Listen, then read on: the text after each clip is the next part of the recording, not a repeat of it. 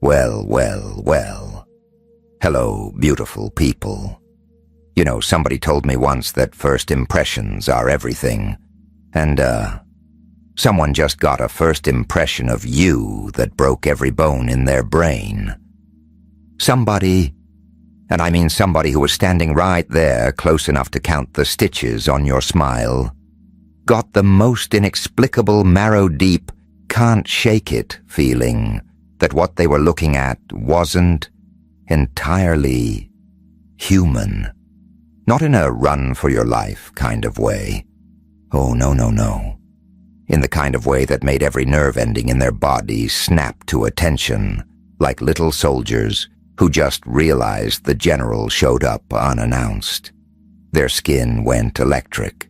Their brain, that busy, noisy, self-important little brain, went absolutely silent for about 3 full seconds because their whole operating system just blue-screened, goosebumps, head to toe, instantaneous, and they still have them. They are shaken right now. Not because you did something wrong, wouldn't that be fun? And not because you said something strange. No, it's because they watched you shift. Right there, right in front of them. Your face rearranged itself. Your energy flipped like a coin that landed on a side nobody knew existed. Something behind your eyes tuned into a completely different station, and they saw it. They felt it. And now they cannot stop replaying it in their little heads like a joke they don't get, but can't stop telling. They saw you shapeshift. And what they don't know yet, what you are about to understand so much more deliciously in the next few minutes, is that what they witnessed wasn't a malfunction. It wasn't a parlor trick. It was your real secret power finally deciding that the curtain call was over and the real show had begun. Here's what tickles me. You've probably had this happen before. Maybe not exactly like this. Maybe nobody announced it to the room. But you felt that moment. That very specific moment where the whole atmosphere in the room just reshuffled around you. Where someone mid-sentence just trailed off. Like the words fell right out of their mouth and rolled under the furniture. Like something they caught in your expression just jammed their signal for a second. And you noticed. Oh, you always notice. Even when you play dumb. And what a performance that is. You notice. Because there is this part of you. This delightfully dangerous little part that has always known, even when you couldn't quite name the tune, that you are not broadcasting on the same channel as most people. And I know. That might sound like something you've heard whispered in some fortune cookie philosophy. But stay with me here, because what I'm about to walk you through, it's going to land differently. What happened to that person, what they experienced when they locked eyes with you, is not something you can rationalize away with a nice little bow on top. And deep, deep down, beneath all that very convincing normalcy, you have been waiting, oh so patiently, for someone to finally say out loud what you have always already known about yourself. So, may I? Let me set the stage. You think you know? You have no idea. Don't read my book for comfort. Read it to snap. The Evolution of the Anomaly, the manual to your new self. Grab it from the description or pinned comment of this video. Now let's get back to why you're really here. You are in a conversation. Maybe it's someone you've known long enough to be bored of. Maybe it's someone you just met 5 minutes ago. Either way, they are talking. You are listening. And on the surface, perfectly normal, perfectly civilized. And then something happens inside you. Maybe something they said sank into a place where words don't usually reach. Maybe you went still in a way that most people simply don't have the depth to achieve. And they are mid-sentence and they just stop. Their eyes go slightly wide, not panicked, not hostile, just wide. Like they opened a door expecting a closet and found a cathedral. Like the person they thought they were having a pleasant little chat with just revealed a labyrinth they had absolutely no idea was there. And what they saw wasn't just your face shifting. It was something behind your face. It was like peering through a keyhole and realizing for the first time that the room behind it goes on forever. Infinite. Unmappable. And here is where it gets, interesting. Because what they saw wasn't shadow. It wasn't menace. What they saw was primordial. What they saw was certainty. What they saw was a version of you that has been running for a very, very long time and has absolutely zero interest in playing small. That's the part that rattled them.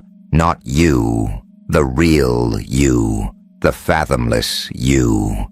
Because you know, that most people, when they look at other people, they see exactly what the script tells them to see. Same signals, same predictable frequencies, same nice, readable marquee. But when they looked at you in that moment, there was nothing on the marquee. You weren't performing a thing. You weren't stage managing how you landed. And for people who spend their whole miserable lives stage managing every little entrance and exit, that is genuinely terrifying. Terrifying. You didn't even have to do anything. You just arrived, fully, completely. And they felt it like a sudden drop in barometric pressure. Like the whole room recalibrated itself just to make space for what you dragged in with you. And that, right there, that's the power. That's the thing they couldn't file away. That's why they still have goosebumps. The instant, they felt your energy shift. Their survival instincts fired before their conscious mind even clocked in for the morning shift. That is not a figure of speech. That is literally what detonated inside their nervous system. Their body flagged something their brain didn't have a folder for. And when the brain can't categorize, it does one of two things. It bolts or it locks up. And they locked up. Because you are the glitch in their neat little matrix of perception. You are the variable their entire internal filing system was never designed to process. Every shortcut they ever used to read people, every cozy little heuristic they leaned on to feel safe in a conversation. You shattered every single one of them in a heartbeat without even breaking a sweat. And those goosebumps, that wasn't fear. That was their body screaming, "This is real. This is enormous. And I do not have the operating manual for this. Now, here is what I really, truly need you to understand. Because this is the part that matters most. And I am not a man who says that lightly." That shift they witnessed, that wasn't something happening to you. That was something moving through you. And there is a world of difference. When something happens to you, you are the target. When something moves through you, you are the instrument. And what moves through you, this energy, this presence, this bone-deep awareness, it is layered. It is ancient. It carries frequencies most people couldn't tune into if you gave them 1,000 years and a manual. And it shows. Oh, it always shows. Sometimes it flickers in your eyes right when you go quiet. Sometimes it shows in the way your whole face reconstructs itself around something undeniable. Sometimes it shows in the way you can look at someone and they know, just know, that you have already seen exactly what they were trying to keep locked away. You don't have to say a single solitary word, they just know. And it drives them absolutely up the wall. Here is the thing about your energy, specifically, and this is something I perceive with, let's say, unusual clarity. You have this incredibly rare ability to reflect. Not reflect like a bathroom mirror, surface level, flattering. Reflect like a still lake at midnight. You know how when you look into water that deep, you see your own face, but you also see what's lurking underneath? That's what happens when people look at you when you are fully present. They see themselves, and then they see what's swimming beneath themselves. And most people, honestly, most people are not ready for that dive. They haven't made peace with whatever's down there. So when you reflect it back at them, it doesn't feel like self-recognition. It feels like exposure. Yeah, exposure. And that is where this whole "they are spooked" business lives. They weren't spooked by you. They were spooked by what you showed them about themselves. And you did it without even trying. Without trying. You just showed up, went fully present, and the reflection happened as naturally as gravity pulling a punchline into place. That's not something you rehearsed. No. That's something you carry. You didn't just change your expression in that moment. You literally rewrote the frequency of the room and the beautiful, chaotic thing. You weren't even doing it on purpose. It wasn't a trick. It wasn't choreography. It was just you, fully unlocked, moving through a moment without any of your usual filters on. And the room felt it. That person felt it. The very air rearranged itself. Because when something genuinely primordial and genuinely powerful decides to stop apologizing for what it is, everything around it has to reorganize. That's not mysticism. That's mechanics. That's energy. That's as real as a punch to the jaw. And what they were looking for, when they looked at you, was a person. A normal, readable, manageable, filing cabinet-friendly person. But for a split second, they encountered a force of nature. And that is a completely different animal. A person you can label and shelve. A force of nature stays lodged in your ribs forever. And I want to name something you've probably never let yourself fully sit with. Partly because sitting still isn't your strong suit, and partly because it's the kind of truth that bites. There have been moments in your own life where you've caught a flash of it yourself, maybe in a photograph where the lighting hit differently, and you stared at it longer than you meant to. Maybe in a mirror, late at night, when you were exhausted and your guard was on the floor, and something else gazed back. Something older, something steadier, something that knew precisely where it came from and precisely why it was here. And maybe that unsettled you, just a little. Or maybe it didn't unsettle you at all. Maybe it just felt like recognition, like bumping into someone you hadn't seen in centuries. Either way, you felt it, the knowing that what you are hauling around in this body is not confined to this moment, this life, this particular draft of you. The awareness stretches back further than your own memory, and it bleeds through in your energy, whether you consciously summon it or not.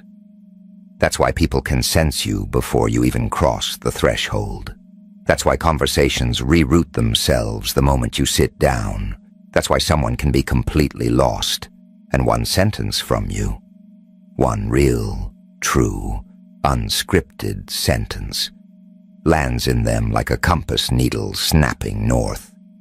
Because what you are carrying is old, and old things have heft, and heft creates pull. And pull drags people in, whether they bought a ticket or not. Mechanics. The reason they are spooked isn't because you are frightening. It's because they just realized that the little stage set they built their entire understanding of reality on. It's a lot flimsier than they thought. That is the real source of their discomfort, not you. The flimsiness, see, they constructed their whole worldview on the assumption that people are basically readable, basically predictable, basically operating on the same narrow little bandwidth of ordinary human experience. And then you walked in, and the whole construction folded like wet cardboard. And now they are standing in the wreckage of a worldview they didn't even know they were defending, going, wait, if that's real, what else is real that I've been laughing off? That question is uncomfortable. That question keeps people staring at the ceiling at 3 a.m. And you put it there. Just by being yourself. Just by letting what moves through you actually move through you without shrinking it down to a dose that's easier for everyone else to swallow. Now, the person who witnessed your shift. I want you to picture them. They went home, and they could not let it go. It was stuck in a loop, spinning like a broken record. They kept replaying it, kept hunting for the rational explanation, kept trying to file it under something ordinary. And they couldn't, because there is no rational explanation that fully covers it. And what's really delicious is that some of them talked about it. They went to someone else, a friend, a partner, a bartender, whoever, and said, okay, I need to tell you something strange because I cannot stop thinking about it. And they described what they saw, and the other person probably said something like, huh, weird, or are you sure you're okay? But internally, they filed it away. Because there is a part of every person that knows these things are real, that some people carry something that doesn't snap into a neat little box. And you, my friend, are one of those people. Here is what's happening in you energetically. And I want to be surgically precise about this, because this part is important, and precision is, shall we say, a hobby of mine. You don't have just one layer running at any given time. Most people do. Most people are exactly what you see. One signal, one frequency, one surface. Flat as a playing field, but you are running multiple layers simultaneously. And depending on what's in front of you, a different layer rises. Not fake, not performed. Genuinely different facets of an extremely complex and ancient energy rotating into position based on what the moment demands. This is why people feel like they can never quite pin you down.